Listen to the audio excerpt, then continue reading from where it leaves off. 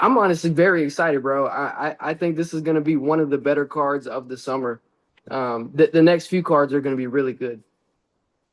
Hey, it's crazy, man. Like the fight I'm looking to, not the most, but more so than I thought I would be, is the Juliana Peña and the Kayla Harrison fight for some reason, bro. I don't know if it's the Juliana trash talk, but that's gonna be a crazy one. And even stylistically, because Kayla is big and strong, I think she's a little bit overrated, but uh, Yeah. I also think that Juliana didn't win her last fight, but Oh, I'm a big Juliana fan. She got a ton of heart, but this is gonna be a good one, bro. I'm curious to see.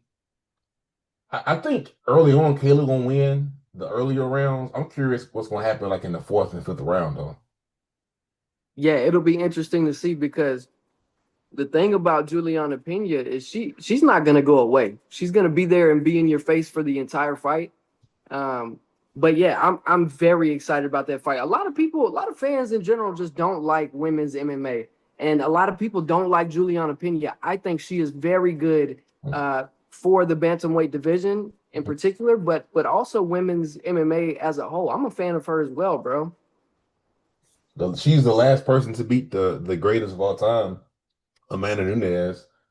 So I mean, and speaking of Amanda Nunes, there might be a chance that she can come back and fight whoever the champion is after this Saturday. Yeah, I think that's what she's gonna do. I think that's exactly what she's looking to do, and yeah, it'll be big regardless. I'm very curious to see where Kayla stacks up against Juliana because the Holly Holm win was very impressive. I think just because of who Holly Holm is, but the thing is, Holly's a lot older, so I want to see her up in there against Amanda. I'm sorry, against Juliana. But yeah, I think Amanda will be making a comeback in 2026 probably. Yeah, bro, that's good. This is like you said, this is good for women's MMA. Ooh, And they like need it, bro. I think one of the worst things that could have happened in recent memory for women's MMA was Dana White letting Chris Cyborg go.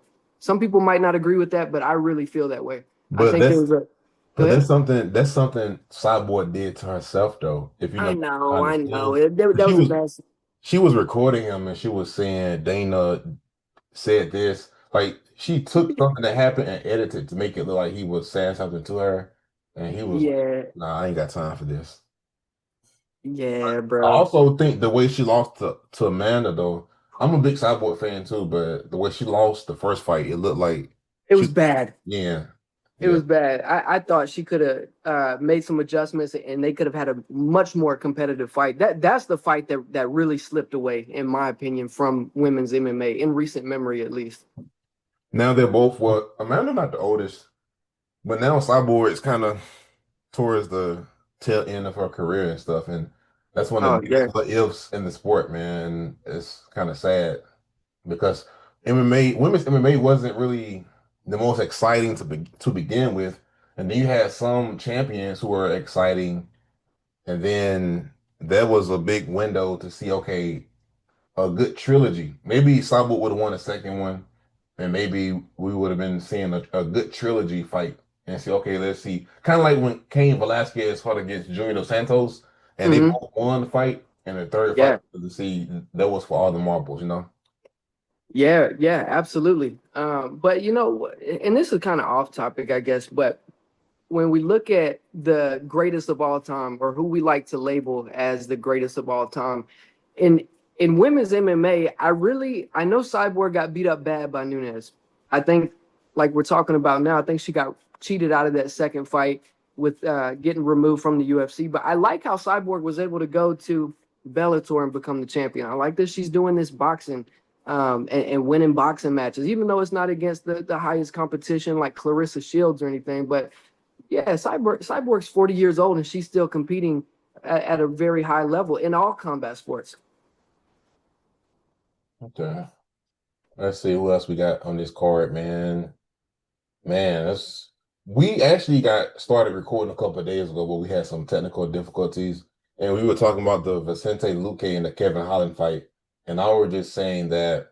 these guys are two of the most inconsistent fighters in the UFC. And it looks like Vicente is kind of turning things around a little bit because Vicente, he might go on a win streak, but then he might go on a losing streak. And, and when he's on a winning streak, it looks like he could be champion. But when he's on a losing streak, it kind of looks like, his career is over with. So he kind of look like he's kind of like on like the upward, he has some kind of upward momentum. And Kevin, he's just like a mixed bag. You don't know what you get with Kevin Holland, man. So this fight is going to be a real interesting fight to see who can get their career back on track. Yeah, I agree, bro. Vintage Vicente Luque looked like somebody that could maybe one day get a title fight, at least fight up there in the top. And then I just don't know what's going on with him recently. I think he had like a brain bleed or something. He had an injury that he suffered after one of his fights, and he just never. Buckley. Yeah, he never seemed to be the same. And I really didn't like that performance against Joaquin Buckley. That was kind of Joaquin Buckley's staple performance in that division Hey, against. Yeah. I didn't like how it ended, bro. It ended kind of like how like Anthony Smith, how his last fight ended. Yes. So if Vicente was trying to go for a takedown and he ended up on his back, like I understand fighters with every fight, you're gonna have losers. You know what I'm saying? Like if it's 12 Right. fights, you have 12 losers. Losing is not a problem, it's how he lost. It looked like he tried to go for a takedown or he tried to pull a guard and then he got grounded pounded. It was just it was brutal and it was kind of embarrassing though. It didn't look like he wanted to be there, but since then, I think he has gotten a win. Kevin Holland has also gotten himself a win, and it's an interesting fight, and I think it's a great matchup for these two guys. Vicente Luque was once on a trajectory where he was going to get matched up against Tony Ferguson. You never want to get matched up against a name like Tony Ferguson because that's kind of indicative of where your own career is at. So it'll be real interesting to see. And I said this the other day.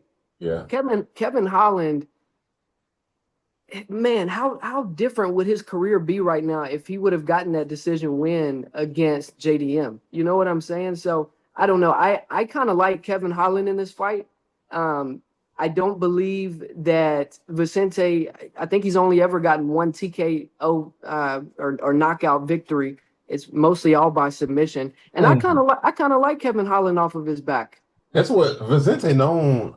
Like he has submissions, but I think he's known for his power. Mm, If you're gonna look at his record, man, I mean, sometimes he hurt people and submit them and stuff. yeah, He has crazy power in his hands. I do think that if this fight, I think both of these fighters have easy paths to victory. I think he can possibly win by knockout in like the first round. And I think Vicente, if he get this fight to the ground, he can win by submission pretty fast. Because we had seen Kevin Holland on the end of some very quick submission losses. So I yeah, think yeah. Vicente can win by submission early on.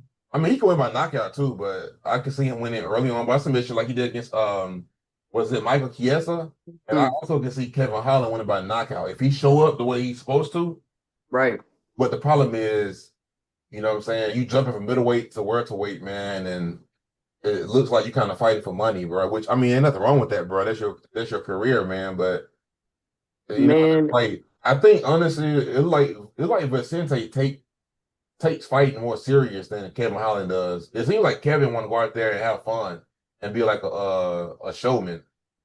yeah, well, I think Kevin Holland's whole deal is being the most active fighter. I don't know if you saw that thing where him and Bilal got into it, and Bilal said, just because you go out there and fight the most and lose, does that make you the most active fighter? I don't think it does. I just think it makes you the most active loser. And I tend to kind of agree with that statement a little bit. At the end of the day, you're either in that upper echelon where you're fighting for a belt or you're not. And if you're not, then why not make as much money as you can? But like you said, bro, I think this is a great opportunity for both guys to kind of show up and to turn things around, so to speak. They're both coming off of wins. So somebody's going to put together a win streak after this fight. Okay, let's see what else, man. I mean, I'm not gonna lie, this fight would have been better. Kevin versus Vicente would have been better 3 years ago, but it is what it is. But let's talk about Mario I don't even want to give him a nickname, man.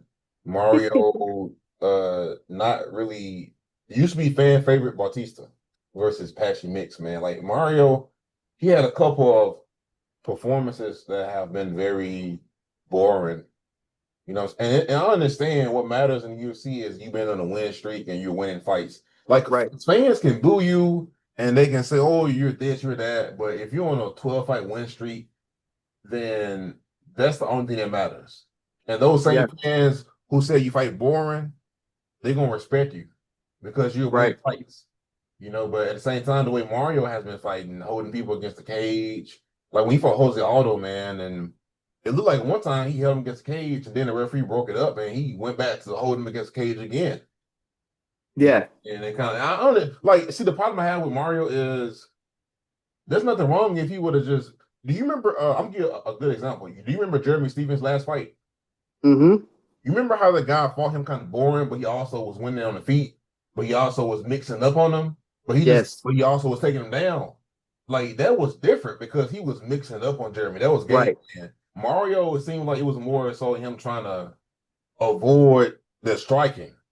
Right. You know what I'm saying? He was trying to find he was trying to get an easy win and avoid Jose. You know what I'm saying? Which I mean that's cool, but I think his stock went down. Yeah, absolutely. Mario has done himself no favors amongst the MMA fans, especially that performance against Jose Aldo. So we'll see what happens. I'm excited for Patchy Mix's debut. A very high profile guy from Bellator. He's got really great submissions. He's got good grappling. So uh, if Mario Bautista isn't careful trying to hold him up against the cage and get into some of those grappling exchanges, he might end up getting submitted. I'll be curious to see what happens. Dana White mentioned that sometimes he sees guys come over from different organizations, and sometimes the lights are just too bright, and sometimes it's just too much. And we saw that with Pitbull a little bit. Other fighters rise up to the occasion. Kayla Harrison, Michael Chandler in his debut, MVP in his debut. So we'll see what happens. I like Patchy Mix in this fight, though. Okay. Okay. But like you said, man, like a lot of these guys, you gave an example of Hector Lombard, and some of these other guys they come from Right. like organizations, man, and they're on winning streaks, and it's like they're killers, man, and they come to UFC and they struggle. And the thing Yeah. is, Mario is one of them guys. Yes, at times he can fight boring, but he's still a very dangerous guy. Who was the last person to beat Mario? Man, I'd have to look at his record. I'm not even sure. I know he's on a decent win streak himself. Then oh yeah. The last person to beat him was what's the guy name, man? Trevor Jones. That was years ago. And then he lost to Yeah. Corey Sandhagen in his UFC debut. So like Hmm. that really don't count. So I Yeah. mean, but the Demond Blackshear fight, I don't think he won that one, bro. And Yeah. but honestly, Mario's supposed to win this fight. And I think the real question is, can Mario compete with the guys in the top five? The guys like what's my boy name? Piotr Jan and all that, man. I mean, who was the favorite for this fight? That's what I'm curious to see. I'm not even sure. I would assume it would be Mario Bautista. Yes. That's what I would assume, but I'm not sure. Yeah. If let me ask you this, bro. If Bautista goes out there and gets it done, not a boring fight, but actually goes out and gets a finish, a submission, or even knocks him out, uh, do you think he gets a fight in in the top five next? Mm, I don't think there's nobody available in the top five, man. I think who is Cheeto fighting against, man? The Cheeto fight, Cheeto was supposed to fight Mario Bautista, and Oh, it okay. got, I don't know if he got hurt or exactly what it was, Yeah, I don't but know. he should be available in the next 6 months, I would think, depending on what's going on. They might run this fight back. If he gets a finish, then yeah, he got to fight Song Yadong or he got to fight somebody like around in the top seven. But Yeah, if he fights boring, I say give him Cheeto. Give him Cheeto. You know what I'm saying? You can't keep fighting boring. Because to me, it kind of looks like the better the competition, the harder the fights are becoming for Mario Bautista. So he's having to resort to fighting a certain type of way. You know what I'm saying? Which is fine. I mean, that's his job, and he get paid to win. He get paid Yeah. to win. You know what I'm saying? But the guy that was finishing people, bro, making these fights look easy. That where is that guy? You know, but Mm, it's just not a good look, man. Like for him to be fighting certain guys and he's holding them against a cage. Because Jose, for some reason, you could do that to Jose Aldo, but some guys gonna look at that, bro, and then they're gonna say, you know what? I'm gonna stop that, and I'm gonna knock. Well, I'm not gonna say they're gonna knock him out, but they're gonna say I'm gonna stop that, and I'm gonna give him what he's trying to avoid, and that's that striking. right. But I mean, I think Mario should win this one. To just he kind of stinking up the division. Yeah, nobody wants to see that, bro. Nobody wants to see that at all. You got to mix it up a little bit, That's and the you got to look for the finish. that's the downside. That's the downside fighting like that. Yeah, you win a fight, but people don't look forward to you fighting again. So that's a trade-off. Yes, you won and you got the win bonus, but when you fight again, people kind of look for the next fight. Not people don't look forward to your fight. They look forward to the fight that's after you. Which and this particular fight card is gonna be Joe Pyfer versus Kelvin Gastelum. Mm, This is terrible for Kelvin, bro. This is the real question is, can Joe be the first person to knock out Kevin Gastelum? mm. I feel like this fight should be 5 rounds. Yeah, I would like to say I like Kelvin in the 5 round atmospheres. Um, yeah, Joe Pyfer was like the best thing smoking, the new kid on the block. The loss against Jack Hermanson set him back a little bit, but I mean he's on a 2 fight win streak. This fight with Kevin Gastelum has been supposed to happen since March of this year, and it's finally going to happen. Nah, man, I just can't see Kelvin. Kelvin, he don't really train hard, man. You know what I'm saying? He don't show up in shape sometimes. You could tell Yeah, looking at his body. Kelvin struggled with the range, and Joe is very good at distance. And then yeah, Kelvin struggled with that, man. For some reason, I know he's shorter and he has shorter reach, but he don't do a good job covering the distance. And this just stylistically, I just think this is an easy decision win for Joe Pyfer. I can see Kelvin just out there and then Kelvin be frustrated, swinging in the air. Kelvin be fighting, he be looking like he don't want to be in there, bro. And it's like, man, it's kind of sad, bro. I think this might sound crazy, and he's known for the Izzy fight, but hmm I think he suffered a lot of permanent damage in that fight because yeah. that fifth round, man, he got dropped multiple times. His head was bouncing off the ground. Like he clearly got a concussion that night. Yeah, that was yeah, Kelvin really hasn't been the same since that fight against Izzy. And kind of like you said, Kelvin kind of struggles sometimes closing the distance. And Joe Pyfer is very, very tall. He's 6'2". He's gonna come in significantly bigger.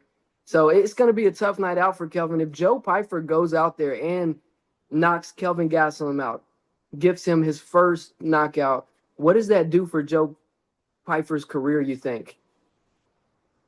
Can I be honest with you, bro? Yeah. Man, I think, man, I want to see Joe Pyfer versus Bo Nickel, bro. I want to see that fight, man. Like, this is the perfect time. He coming off a knockout. He's coming off a knockout, a TKO loss, Bo Nickel. And I think Joe Pyfer, he a little bit further because he fought the Jack Hermanson and stuff, you know. So I think this is actually the perfect time for this fight to happen, man. You know, I think this would be a good test for both of them. Kelvin might as well don't even show up. I don't think Kelvin has no chance, bro. Like, if we were talking about Kelvin from 8 years ago, Right. I think Joe Pyfer would even stand a chance. But this version of Kelvin, man, he taking people down, and you know he ain't the same guy like he was when he fought against Uriah Hall on the Ultimate Fighter. Yeah, I agree, bro. But don't you think if they were to do Joe Pyfer versus Bo Nichols, somebody's gonna lose that fight. And And somebody that's probably gonna be over, huh? yeah, and so you've got 2 young contenders that are coming up. They're promising in the middleweight division, and if you put them against each other, somebody's career is gonna get set back. So I'd like to see that fight, but I'm not sure if the UFC would want to do that. I don't know Um, if the reason why I say they probably would do that is because first of all, Bo Nickel was pretty much kind of done, man. Now, because the way he lost and stuff, bro. And when I say he's done, I don't mean done. I mean like the hype is gone, you know. Yeah, But we've seen the UFC do that before, where you would think that why are these two guys on win streaks fighting each other, and it's like they'll end up pairing them up against each other, bro. And whoever lose, they kind of lose all the momentum. You know, yeah, the UFC has done it before. I mean, probably not with these two guys, but I mean, it'd make for a good fight. yeah. I agree. I agree. But yeah, I see Kelvin having a really hard time out there, bro. Hopefully, he has a respectable performance because it's been a tough stretch for him after that Izzy fight so long ago. And then that Chris Weidman fight too, bro. Like that was sad because he hurt Chris Weidman and everything, and then Chris Weidman came back and beat him, bro. It's like you can't lose like that, man. And when you lose Yeah, like I that, agree. your career is over with, bro. But I mean, we talked about the Kayla Harrison and Juliana Peña. So this is weird, man, because some people think that Kayla is, taking, illegal substances, bro. It's weird, bro, because to me, I don't see that when I look at her. And Really? yeah, when I see her, I don't see that. I just see somebody who's muscular and they're strong, man. But you ever see like a fighter and they be muscular and strong, but they're good, but you can just see limitations to their game. Sure. Because it's not like she's taking people down and finishing them. She ain't taking people down and choking them out. It's more Right. so her just controlling. But dude, I got a good comparison to her, bro. I was thinking about this yesterday. I think Kayla Yeah. Harrison kind of reminds me of like Brock Lesnar. If you just look at styles. Okay. I And can see Kayla going over to WWE after UFC and being a wrestler, bro. I could actually see that. yeah, she might have more success there. But anyway, no, but seriously though, man, I just think this is a good one, man. Kayla, it's like, man, I want to see finishes. And what she has two Olympic gold medals, bro. Like, I Yeah. want to see you finish people because Brock Lesnar was taking people down and finishing them. Yeah. And I just think that the striking is okay, but it's more so everything is it's weird because her game is surrounded around her takedowns, but she just control people, but it's not like she's brutally grounded. You remember when John fought Stipe and he took him down and brutally grounded pounded him in that first round? Yeah. You don't see that from Kayla, man. And it's weird because Kayla not really a finisher, and Juliana is hard to finish. I can see Kayla gassing out by like round three. And I think Juliana can take her down and just do whatever she wants with her, hurt her, knock her out. Well, I don't know about taking her down, but if the fight do hit the ground, I can see a world where Juliana can really dominate her, man. But if you've been watching the press conference, Juliana, she already won against her in the press conference, bro, because she was just saying Kayla never made championship weight. So she never Yeah. she never weighed 135 before. She cut to 136, but never 135. And Right. Kayla never really made weight for a 5 round fight before. So I think Yeah. I think Juliana got the mental edge going to this fight. Yeah. I agree with that, bro. And I will say this: maybe Kayla just needs a motivating factor, to kind of push her aggressiveness over the edge to get a finish. And if she doesn't have it in this fight with all the trash Juliana Peña's been talking, I don't know if she'll ever have it because things have gotten real nasty between these two. People, in my opinion, this is the main event of the night. Merab and Sean O'Malley too is cool, but this is the fight that I really want to see. I believe that Juliana Peña is out here single-handedly saving women's MMA by her skills on the mic and by her competitiveness inside of the ring. So I'll be curious to see exactly what happens. I have a fear that Kayla Harrison is going to beat up Juliana Peña. I hope I'm wrong about that. I tend to root for Juliana, but a lot of things have been said, and sometimes that is the catalyst that fighters need to go in there and get the job done. Yeah. And then we got the Mariah versus Sean O'Malley fight. I don't know why we're seeing this, but I mean, the UFC's been making weird fights as of lately. But just like the Yair and Volk fight, the rematch. But these guys are fighting, man, and I mean, this is a fight that people can look forward to, man, because Yeah, it was kind of like the Aljo and Sean fight, man. But this is different because Merab ain't Aljo, and also they train together, so Merab has a lot of insight. He has like a lot of intel on Sean O'Malley. yeah, He can learn from Aljamain Sterling's mistakes. You get what I'm saying? But right. but I'm not really excited for this fight, man. I don't think there's a lot Sean can do. If he can't land that one punch, man, I don't think he can win this fight, man. The only thing is going to that fifth round, he did hurt Merab because he was Yeah, going to Merab's body. I think he hurt him down low. And maybe Sean gets aggressive because maybe he said, you know what? I was worried about Merab's cardio and I went 5 rounds with him easily. Maybe I could just walk him down and get more aggressive. But I don't think that's a good game plan, man, because when we see fighters with that, like it's hard for if your way to win is to knock somebody out. So Sean only has one way of winning, right? And Mariah, mm, he has an easier way to win because he has to avoid getting knocked out and put pressure on Sean. And Sean right. has to walk him down, avoid the pressure, and knock out Mariah probably early on. And if he don't get the knockout, he's probably done. Mm, I think Merab has the advantage psychologically. I do think he played with his foot a little bit too much on the feet. yeah. There will be opportunities for Sean, but Sean looked flat-footed in the first fight, man. His mobility wasn't there. You Well, know, he did say he was suffering with a really bad shoulder tear, a labrum tear. And if I know you've had shoulder problems in the past. I've had them. I've had labrum issues. Those are very hard to overcome. I was actually in a street fight one time where my labrums had retorn and I completely lost the function of my arm. It was a bad night out for me. And so we'll kind of see the adjustments that he's made since recovering from that surgery and rehabbing his shoulder. um, he's done something really interesting here where like he's like, the Suga persona has been too much. And I'm kind of going to put that in the back seat and I'm just going to get back to the basics. This fight, he hasn't dyed his hair. He's not doing all the antics that he normally does. He seems to have gotten back to the core of what this is all about, which is winning championships and creating legacy. So we'll see what happens.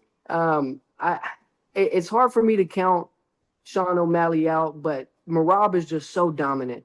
His gas tank never ends, and he's going to go in there and shoot a million takedowns. He's going to be extremely aggressive, moving forward, dictating the pace for most of the rounds. So yeah, I'm curious to see what kind of game plan they've put together. The O'Malley camp. If he does get the win over Merab, though, it'll be huge. And this will be my last point about it. Corey Sandhagen is up next, regardless, right? O'Malley versus Sandhagen is a much more fun fight than Sandhagen and Merab. Do you agree with that? yeah, because Corey can fight safe too at times, and him versus Mariah, Corey gonna be on his back for 5 rounds, and and the thing is, Corey has a better chance against Sean O'Malley because you got two strikers. Yeah, He might have a better chance because he might have a better chance to win against him than Sean win against him because Corey has takedowns too. yeah.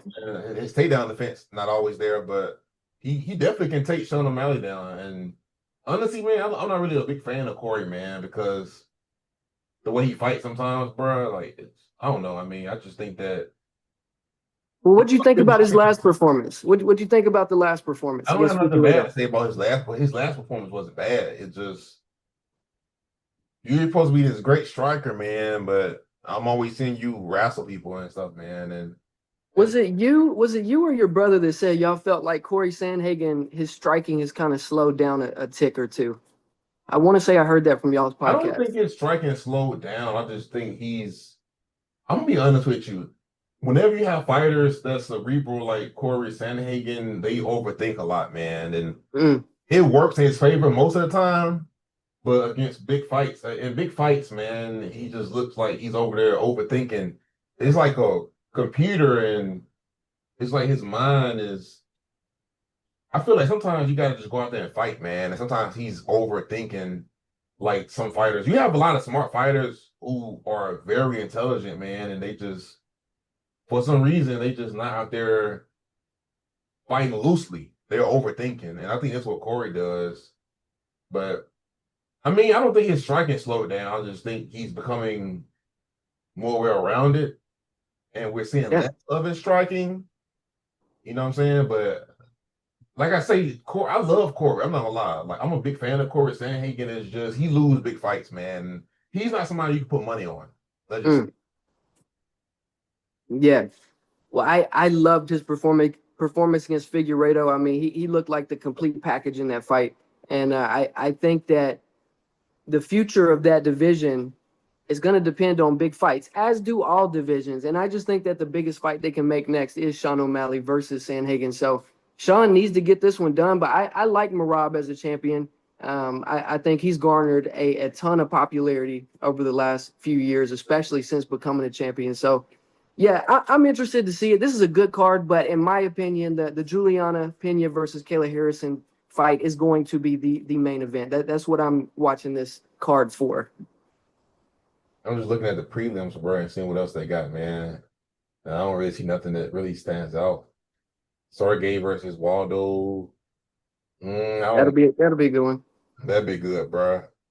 But I'm gonna be honest, man. I'm not really Division the is just in prelims. Like, such. yeah, I might just skip the prelims and just wait to the main card, man. But to me, Yeah. bro, I'm gonna be honest with you, bro. You say you like this, man. I don't know if I really just like this card, man. Um, the Now that main we're card looking is at it, the yeah, main card is that, but other than that, man, you know what I'm saying? You have like 10 fights before this that that we don't really that I'm not really looking forward to seeing. yeah, And then yeah. it's the Vicente fight gonna be crazy. You know what I'm saying? Then you got Mario gonna stink up. He gonna stink it up. And then you got Joe Piper gonna outclass Kelvin for 5 rounds. I mean for 3 rounds. What if Kayla go out there and take Juliana down for 5 rounds? That could be boring. What if Merab just dominate Sean O'Malley for 5 rounds? So like we even on with this main card being stacked, there's a world to where, with the exception of Vicente, because if Vicente fight, there is no way that fight gonna be boring. But all the other 4 fights after that, there is a chance that maybe the fights are just one-sided and boring. That's a very good point. That's a very good point. Yeah, all we can do is really wait and see. And as far as the prelims, it's just like every other one. All we can do is pray to God that somebody in some fight impresses and has a really good performance. But as far as names, there's not a lot that I'm excited about. The heavyweight fight will be one, but that the heavyweight division, it's hard to even be excited about that. Tom Aspinall mentioned the other day, people forget the heavyweights even exist because there is no traction. The top guys aren't fighting. Surreal gone. Tom Aspinall, Jelton Almeida. Like nobody's Hey, wanting to fight until hey, did John you figures hear? out what he's doing. Did you hear about what happened though with John? I'm hearing that he retired. I don't think any of that's true. I think What'd so you too. hear? I think the same thing, man, but the way they worded it, and then Tom had to he had the green light from the UFC to say that he's currently the champion now because John retired. And then if you look at how John worded what he said that, let me go look it up, man, so I can say it verbatimly because it was weird the way he said that. Give me 1 second, John. Yeah, I'll be curious to see. I think John is kind of in. I think John's eating this up. I think he's enjoying every bit of stressing everybody out and kind of holding things up. I don't believe that we've seen the last of John. That performance against Stipe was so nice. I mean, a lot of people talk crap about that fight, but bro, I mean, and then the performance against Surreal gone. So I mean, he's still at the top. I think that he will be back. But if I'm Aspinall and some of these other top guys, we got to make something happen. We got to be fighting for that interim belt. But he said something about he said Tom, no, he said John Jones. John Jones said that Tom Aspinall and us and the UFC have agreed to terms and now are waiting on the UFC's announcement. And to me, it kind of sounds like he's retiring. And I'm gonna say Mm, why it kind of sounds like he's retiring, bro, because the way he worded it. He didn't say that me and Tom have some good news for y'all and we might be fighting. He didn't imply that they're going to be fighting. He implied that he said we have agreed to terms and now he said now we're waiting for the UFC to make an announcement. Well, he didn't say this is what this article is saying, but that's not what he said verbatimly. He pretty much yeah, said we have an agreement and the UFC is waiting. We're waiting on the UFC to allow us to speak about it. And I think the agreement is John is going to retire and Tom's going to be the current champion. And the way John worded it was weird. It wasn't like, oh, we're about to fight. It was more so like, okay, we're on the same page of him becoming champion and me retiring. So they just, yeah, but I think if he does that, bro, it's over for his career, man. Because you avoided Francis Ngannou. If you don't fight Tom, bro, like your legacy, well, not your legacy, but your heavyweight legacy is on the line. You know, and it's just kind of not really a good look. yeah. I mean, it just seemed like what John Jones wanted to do was to go and capture that second title. And then after he got that title, it was more about just picking fun fights. The injury did happen. That put him out for a year. He had obligations with Stipe. By the time that fight happened, a lot of people were like, "Why is the fight happening?" Well, it's a legacy fight. It's a fight that needs to happen, right? And so after that, it's like, do I continue fighting the young guys or not? And I'm excited to see what kind of announcement does happen because I just can't see us not getting something before the end of summer.